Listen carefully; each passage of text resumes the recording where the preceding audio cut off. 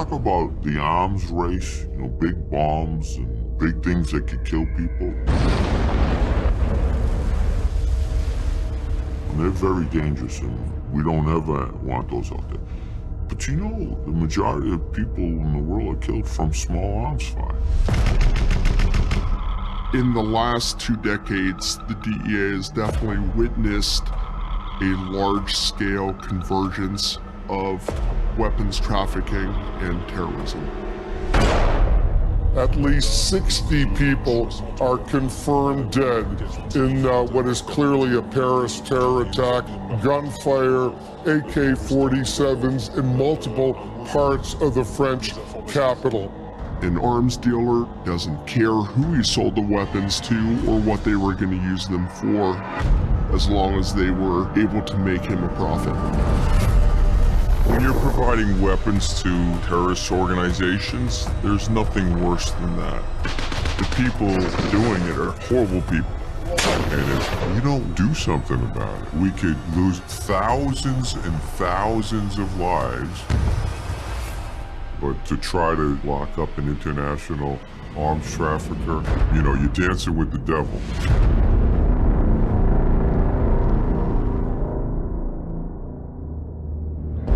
As a former FBI agent and chairman of the House Intelligence Committee, I had oversight of all 16 of our nation's intelligence agencies.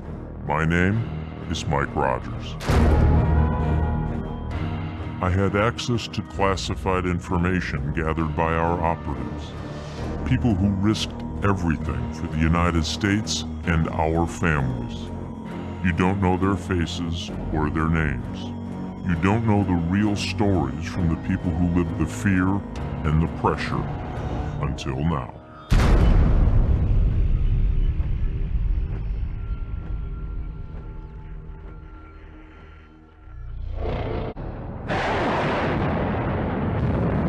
In the late 70s through the 80s into the 90s, all around the world we had there were proxy wars. Lebanon was raging. There were conflicts throughout Africa. The Iran-Iraq war, the breakup of Yugoslavia, the breakup of East Czechoslovakia. Those all occurred because someone was willing to sell them weapons. They created havoc. Millions of people were killed.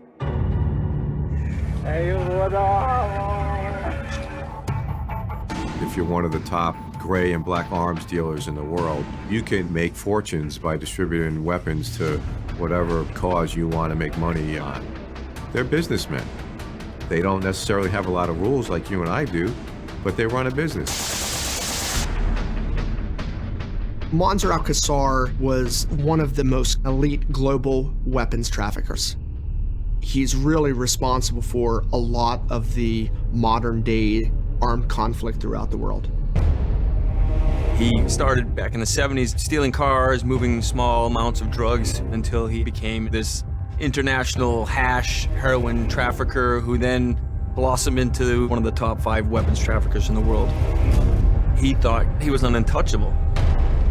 His nickname was the Proud Peacock. This is my house, this is my palace. That estate had a shamrock pool, tennis courts, basketball courts, 3 large floors. It had the elements of Lifestyles of the Rich and Famous and a Bond movie. He actually had a small dog that he would carry around the compound. You can't make it up. He was so rich, some people called him the prince, but few would mistake him for royalty. He developed relationships with ambassadors, intelligence agencies, security forces, all in an effort to be able to do what he wants to do and influence who he needs to influence. And he's one way or another responsible for hundreds of deaths with the weapons and arms that he's provided terrorist organizations. Anybody that ever had any business with him will tell you he's a despicable person. This is the highest evolution of a criminal that you could find. Sherlock Holmes has his arch nemesis, Moriarty, He was kind of the Moriarty for me. He was one of those guys that got away. I was 19 when I came in as an intern, and other than being a cop for a few years, I've been with DEA ever since. Haven't done anything else other than really being a DEA agent. Munzer started surfacing in DEA reporting in the early 70s. But what happened was, in the early 80s, when I was a young agent in New York, running around New York, we started realizing we had a major problem in the United States, the drug trade. Heroin, the most destructive narcotic man has ever devised. This has reached epidemic proportions. New York was a gateway city for heroin. That's where Munzer first pops up. In 1984, I was working a case on some Middle Eastern traffickers. At the culmination of the case, we seized a lot of heroin, we arrested a lot of people, and every one of them said, I want to tell you a story, and they talked about Munzer. What I learned over that period of time was Munzer's organization was moving drugs to the United States, but Munzer realized the infrastructure to move arms and drugs at that time were essentially the same. And he had a very good ability to move stuff through cargo ships. So it was easy. He was able to get himself in the gray arms business. He could provide arms, especially small arms, to Africa. He provided weapons to Somalia. Lieutenant Colonel Oliver North devised a scheme to finance the Contras by overcharging Iran for the weapons. The Iran-Contra, he not only supplied weapons to the Iranians, but he also then turned around and supplied the small arms for the Contras. The Iran-Iraq war, he provided weapons to both sides. October 1985. Munzer al-Qassaq, he had aligned himself with the Palestinian dissident groups. The Palestinian Liberation Front wanted to pirate the Italian cruise liner Achille Lauro, take passengers hostage so they can negotiate with the Israeli government to release one of their fighters. Munzer was the supplier of the weapons. He brought the weapons from Poland and turned it over to the fighters. Palestinian terrorists have hijacked an Italian cruise liner in the Mediterranean and are threatening to start executing American passengers. 4 Palestinian fighters separated the Americans and Jewish passengers from all the other passengers. Marilyn and Leon Klinghoffer, a Jewish family from New York, were on the vessel. At one point, they were telling people that they were going to start killing passengers if they didn't get a safe place to bring the boat in. During the course of the negotiations, the fighters actually took Leon Klinghoffer, who's wheelchair-bound, shot him and threw him into the Mediterranean. Eventually, they got a safe place to bring the boat in. The fighters got off the vessel, the hostages were released, the fighters got on the plane, and they flew out. They get away. Even though Alcazar wasn't on the boat, he didn't do the hijacking, do you think he's a terrorist? He provided the logistics for the hijacking of the ship and provided the weapons. How could you be any more involved? And how could you not be considered a terrorist if you're one of the top arms dealers in the world? Those terrorists killed an American and threw him off a ship, and nobody could touch him. Munzer was a global criminal.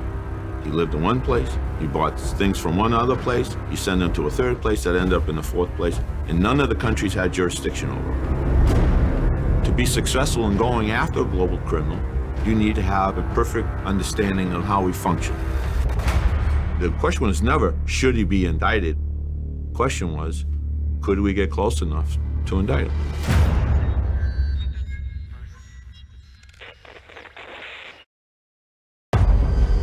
After the pirating of the Achille Lauro, Munzer al-Qassaq kept on surfacing. He continued supporting terrorism around the world. And because I was working heroin for the longest time in New York, and the heroin would go from the Middle East into either Italy or France, I'd get transferred to Paris. That was in 1988. I'm sitting in my office and I started thinking, I need to get him. But we didn't have the case that we could prove against Al-Qassaq. I said, well, there's a lot more we know of what Munzer did, but what could we prove? I wanted to gather as much as I could on the guy. Of course, I talked to the Interpol people constantly. His name would pop up. They all knew him, and they all knew he was a major trafficker and a terrorist. People who had access to Munzer's properties gave us documents and a lot of good information about him. As we reviewed the documents, we could show that Munzer was very much involved with all these Palestinian terrorist groups. He supplied the weapons for the pirating of the Achilles Laurel. We know that he helped finance it because there were movements of money in his accounts. So we were probing him, we were hitting him. We were locking up people that were part of his organization, at least in Europe, and I felt that we got to be pretty close to make a case against Alcazar.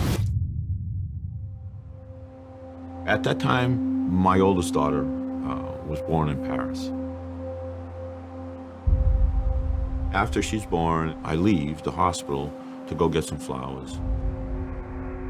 A very well-dressed Middle Eastern man pops out and he says, "Mr. Jim, Mr. Jim." When I looked at him, I knew who he was. He was Alcazar's driver when Alcazar came to Paris. Why does he know who I am? He says, "Mr. Alcazar would like to congratulate you on the birth of your daughter." Now, my daughter was probably born maybe 6 hours earlier. They knew she had been born.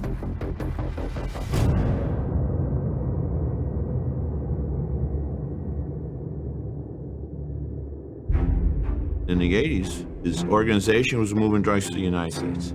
But then his arms business took off. He was living in Marbella, Spain. He made lots of money. This guy's walking around in his palatial estate. He made his living off the ills of other people. I mean, he created so much havoc. You know, someone had to do something about it. And so the Spanish arrested Alcazar for the pirating of the Achilles Laurel. Because of me having gone through a long period of time and working this investigation, they asked me to testify in trial in Madrid. I sat 2 people away from him. Literally, I could reach out and touch him. Several members of his organization that were going to testify. 2 of them were killed. One of them, his kids were kidnapped. Eventually, he gets killed too.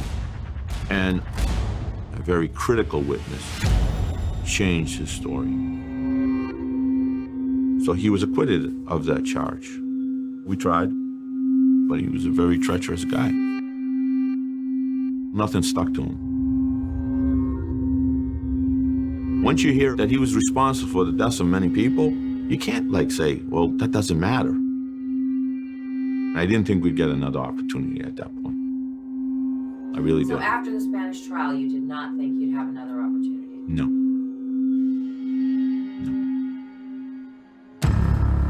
Part of the problem was U.S. laws stated that people who would operate between international boundaries, like Munzer Alcazar, were unable to be prosecuted.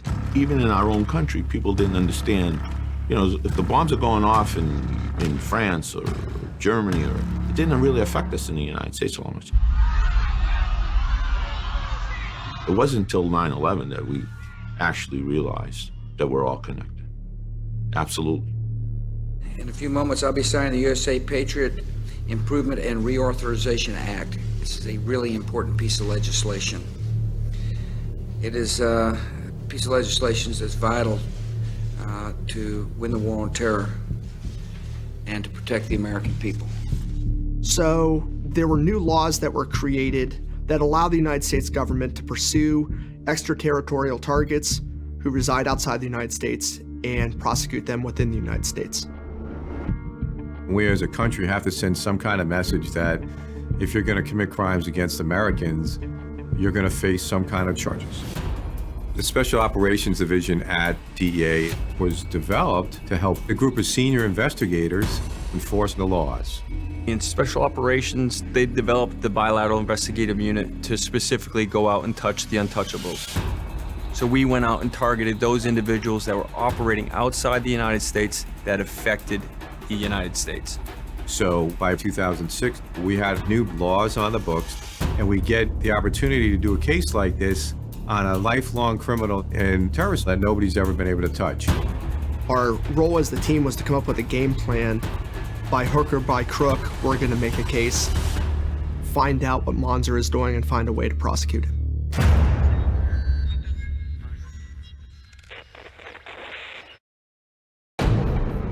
Our role as the team was to come up with a game plan. By hook or by crook, we're going to make a case, find out what Monzer is doing, and find a way to prosecute him. I think the first challenge with a terrorist is how do we get close? The DEA would work with our local counterparts and develop sources of information. And working with sources was a very large part of DEA success worldwide. And you can't really make a good case if you don't have a good source. And in this particular case, we're talking about a terrorist in another country with associates all over the world. He definitely was cautious on who would get close and who he would talk to. So how do we find a source that can get to this inner circle? Jim had a relationship with a high-level source that had been utilized by the DEA for approximately 20 years. His name was Samir. In New York, in the early 1980s, Jim arrested Samir for narcotics trafficking. We arrested him, and I knew he was pretty important. He was Palestinian by birth, well-educated, well-read, multilingual, phenomenally bright. I knew he would be useful because he understood the global criminal networks. As a source, he had the capabilities of following through. I first met Samir in '84, early '85. Back in them days, we could pull a prisoner out to interview them, but he never said anything, and I used to eat my lunch in front of him. I used to buy the kebab sandwiches and stuff right before I walked in there so that you could smell the food, you know. I'd always brought enough for two. I said, would you like some? He wouldn't say anything, he just said to him. After several of these things, he finally said to me, what do you want from me? I told him, I want you to cooperate. We need information on traffickers. So that's when I first started working with him. And then over the years, we just, we worked on a lot of different projects together.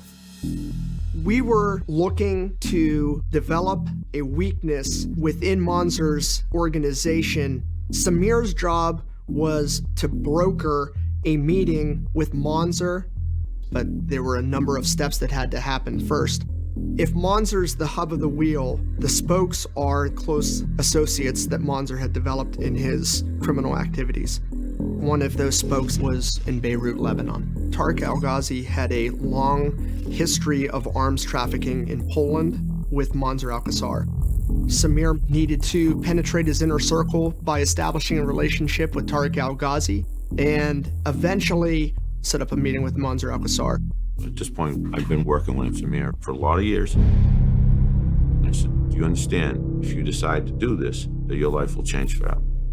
It'll never be the same again. He said, I'll do it. I said, no.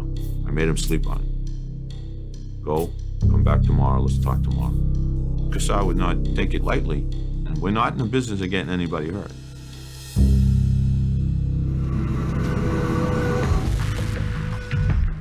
So, in Beirut, Lebanon, our confidential source, Samir, was able to meet Tariq Al-Ghazi, develop a relationship.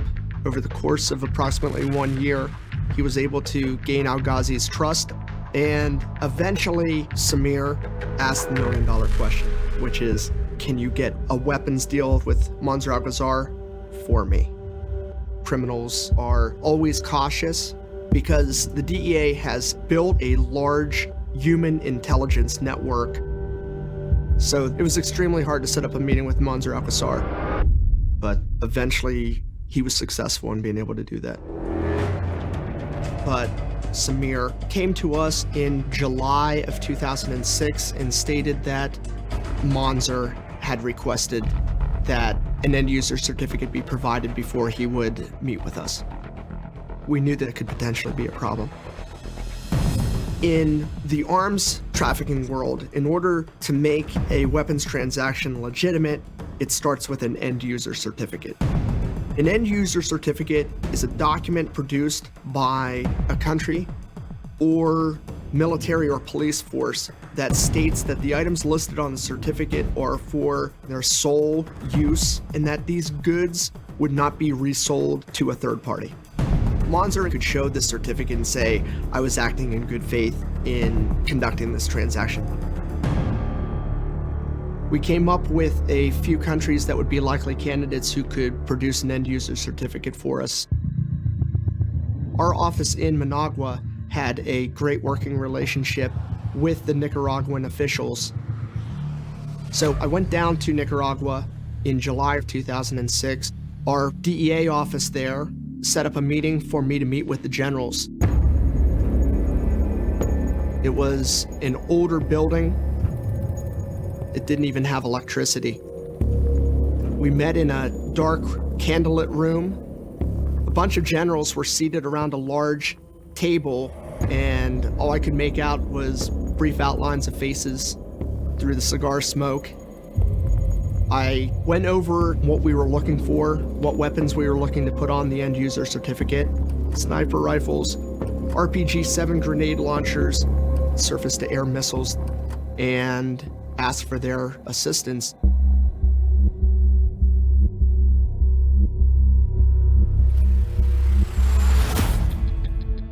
So, along with the certificate, what the Nicaraguans were able to do is provide a telephone that someone could later call, meaning Monzer or one of his associates, in order to verify the authenticity of the end-user certificate that came out in Nicaragua.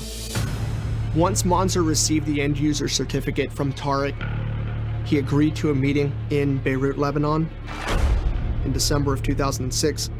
The DEA had been investigating Monzer Alcazar since its inception in the 1970s.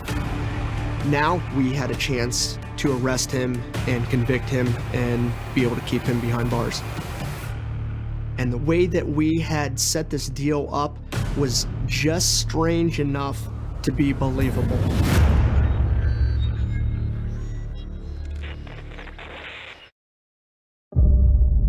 Monzer agreed to a meeting with Tariq and Samir in Beirut, Lebanon in December of 2006. And the way that we had set this deal up was just strange enough to be believable. In order to build the investigation against Monzer, we had to catch him red-handed.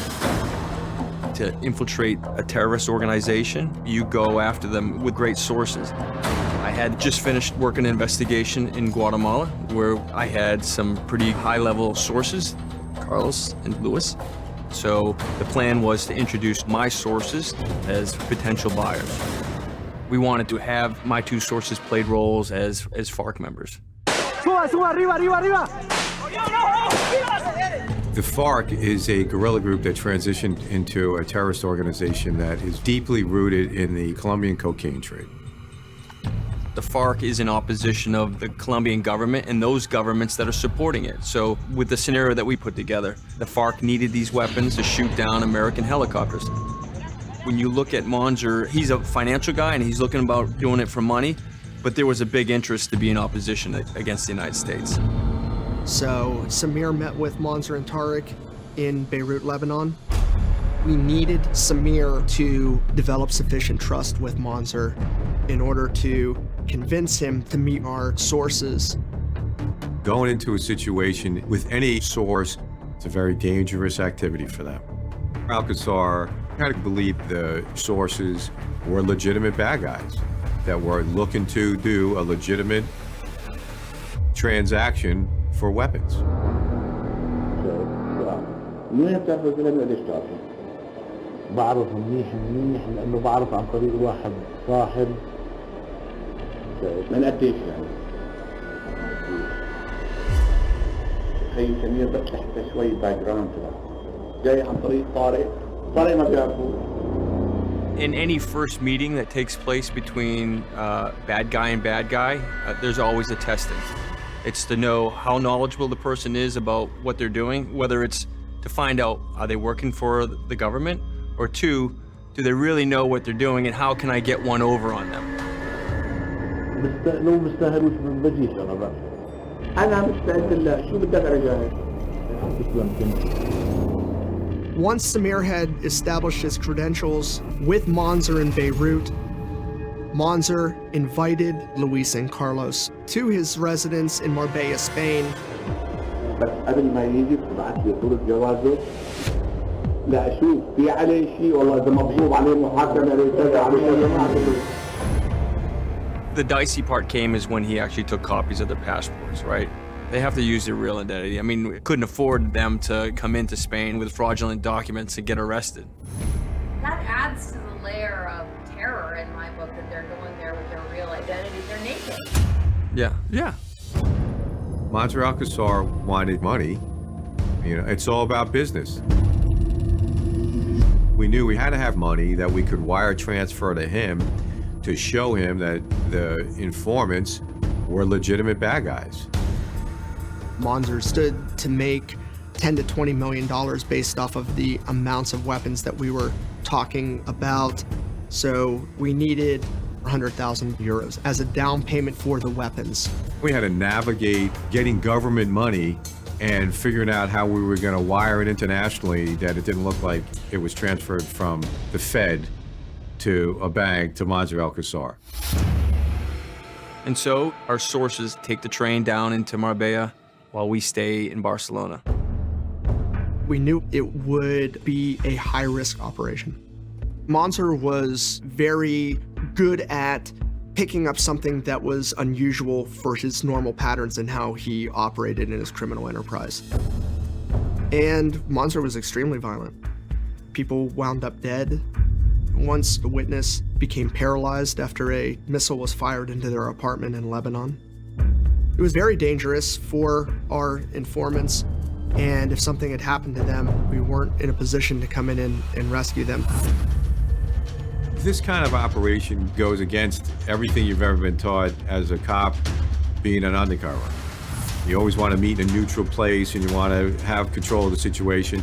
And here we are, we're going to have no control of the situation at all.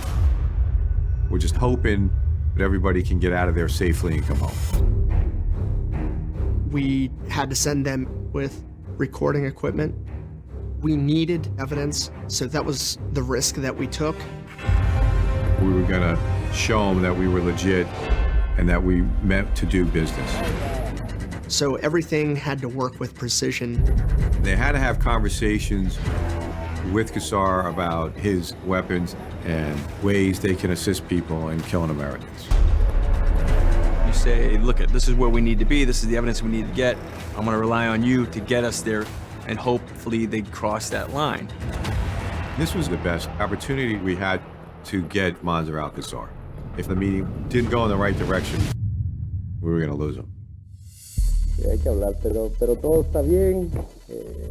Nosotros seguimos en lo mismo, como estábamos. Sí, pero no puede hacer nada si no hay dinero. No puede hablar, no puede formar, no puede... Y eso, por eso mismo estamos aquí, para que comience a haber dinero.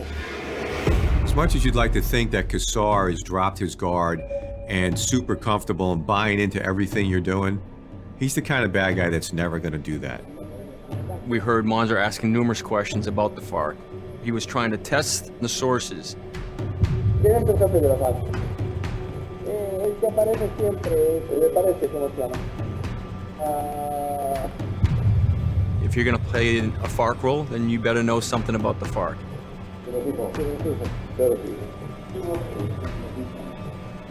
No.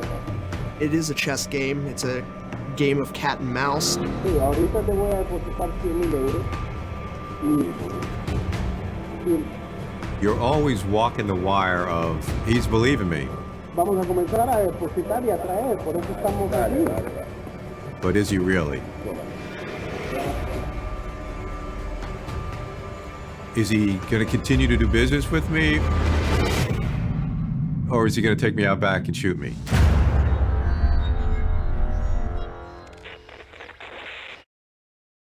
Our confidential sources were at Monzer's house in Marbella, Spain, acquiring evidence recorded via concealed devices that were carried by Luis and Carlos. At the same time, we were in Barcelona waiting for any feedback that we could get. There was not going to be any communication from Monzer's house until they got back. but it's a game of cat and mouse. Mansour al-Qassar is extremely dangerous. He's both acted as a terrorist and supported terrorist organizations throughout the world. 100,000 euros. Vamos a comenzar a depositar y a traer, por eso estamos aquí. You're always walking the wire of, is he going to continue to do business with me, or is he going to take me out back and shoot me? Muy bueno. Dime todo el programa. The sources went in the house knowing that they had to collect evidence. And they had to have conversations with Qassar about specific weapons, what the weapons would be used for, what kind of weapons. So, you know, you can build a case. So we wanted to put a package together that would be enticing to Mansour, but also help build a case against him. AK-47s, sniper rifles, RPGs, and surface-to-air missiles. And surface-to-air missile charges are a minimum mandatory of 20 years. This is the evidence we need to get. And that's not outside the realm of believability for the FARC needing surface-to-air missiles because the U.S. had helicopters down there eradicating fields.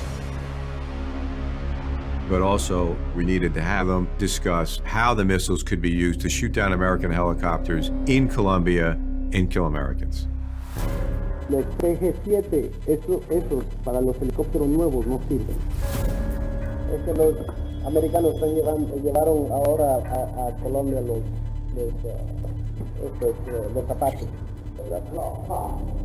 Y están atacando. Entonces queremos comenzarlos a matar a todos esos. Hay que darles duro. Matar a todos los americanos. Sirve para todo sirve. Mansour knew exactly what was going on, the quantity of the weapons, what type of weapons there were, and what they were going to be used for.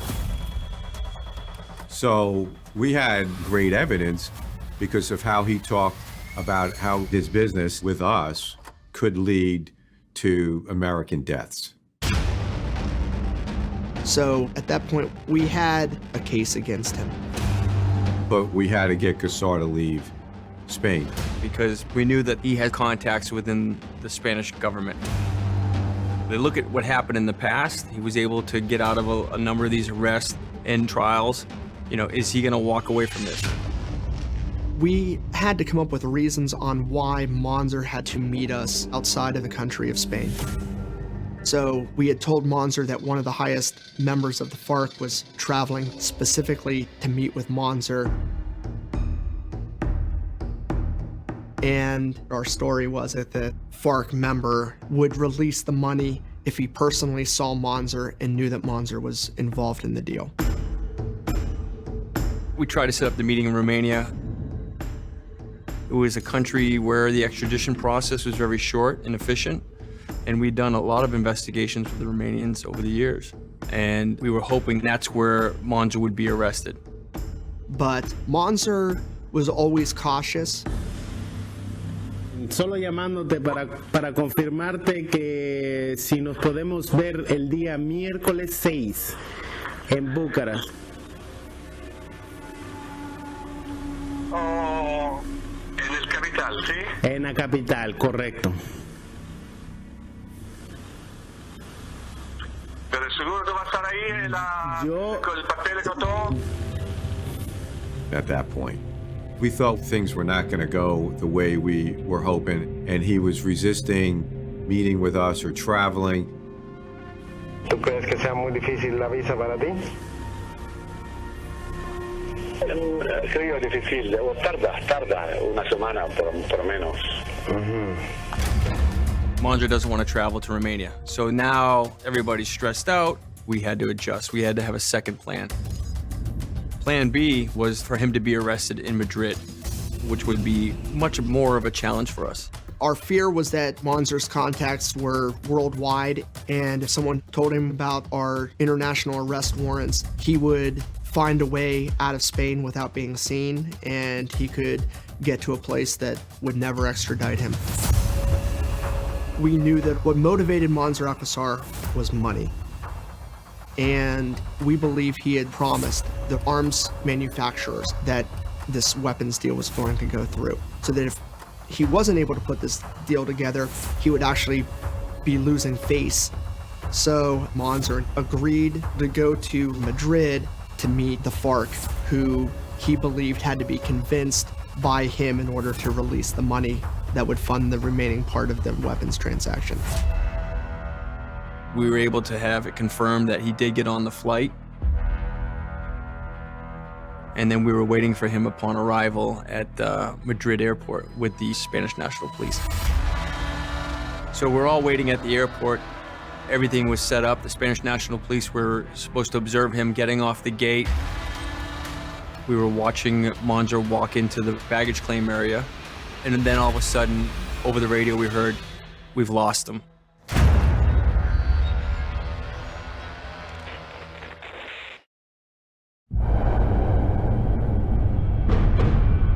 So we're all waiting at the airport.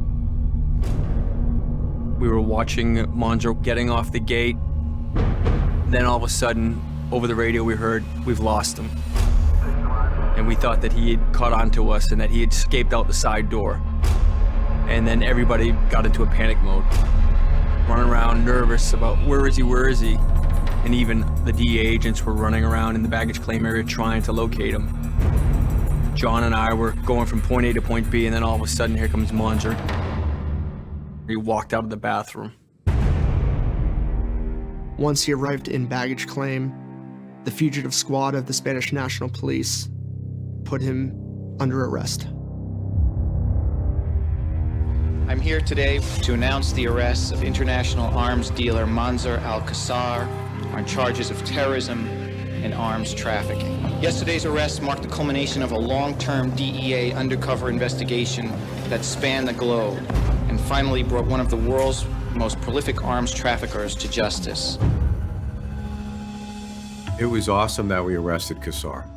So great feeling to know that now he's in jail based on our international arrest warrant and held in Spain. He knew that he had no control in the United States. He couldn't buy his way out. He couldn't maneuver his way out. And that was his last straw, was to fight it in Spain. He had a lot of contacts in government. He was trying to bribe people, supposedly. He was threatening people. Quite honestly, I was not 100% sure we would be able to get him out of Spain. He was fighting the extradition. That was the only leg that he had to stand on. So he was going to take every option, make every move that he could to get out of the process. It was a little over a year before the extradition was granted. There's a formal procedure to turn over a person that's been extradited, right? You know, Interpol, Spain had to turn them over. There's documents you have to sign. So that morning, we're told, be at the airport at this point. We didn't know what was going to happen. We said maybe they'll change their mind, what, you know? But then all of a sudden we hear the helicopters coming. They brought him by helicopter. The helicopter lands. He thought he was being moved to another prison. And he gets off the copter. And he's shackled and he starts coming over and he sees us all lined up with our DEA jackets. You know what I mean? And he got a little emotional. His lips started quivering. And then he started saying, Viva Spain or whatever. At that point, the Spanish take off their shackles. So we shackle him and bring him onto the plane. It probably took us less than 10 minutes to be up and out, you know, because we want to get out of there. When we got on the plane, we all had our music that we intended on listening to. We were doing our own thing and watching TV. He couldn't help but want to talk to us. Monzer's personality is that he can't be ignored. So he's talking, he's kind of blaming Jim Soilis for everything, you know. Isn't that you? That's me. He hadn't seen me in years. He was saying I lied, I did this, I'm a terrible person, I don't know, all the crazy, I wasn't paying attention to any of it. I was sitting up front. I think Monzer realized that his time was up, but he never changed his colors because he was still that little proud peacock, you know, when he was on the plane. Like, he was the guy that was in control, despite he had shackles on. So at one point, I get up, I gotta go to the bathroom. He's ranting and raving, and Wim Brown, being the jokester that he is, he says, why didn't you tell Jim Soilis that? He's right here. And he looks up at me, and I take off my glasses. He got visibly, you. I thought he was gonna have a heart attack. I said, hey, easy, Monzer, relax. It's a long flight. Just take it easy. Shut up and watch the movie. It was the end of a long road, But at that time, we still knew that we had to successfully prosecute him in a U.S. court. Of course, we still got to try him. Everything we've done is going to play out in court. Ultimately, he was charged with material support to a terrorist organization, trying to acquire surface-to-air missiles, and trying to kill citizens of the United States.